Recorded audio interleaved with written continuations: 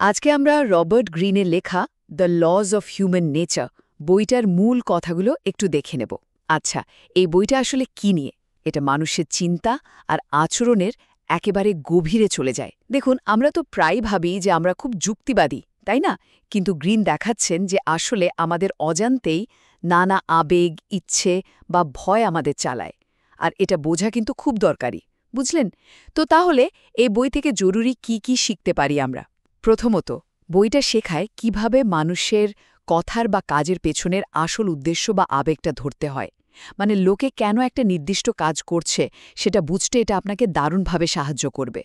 দ্বিতীয়ত, আপনি শিখবেন কিভাবে নিজের আর অন্যদের ভেতরের গভীর কিছু প্রবণতা, যেমন ধরুন নিজেকে খুব বড় ভাবা বা আক্রমণাত্মক হয়ে ওঠা, এগুলো চিনে নিজের আবেগটাকে নিয়ন্ত্রণে রাখা যায়। আর এটা কিন্তু ভালো সম্পর্ক তৈরি বা লিডারশিপের জন্য খুবই জরুরি।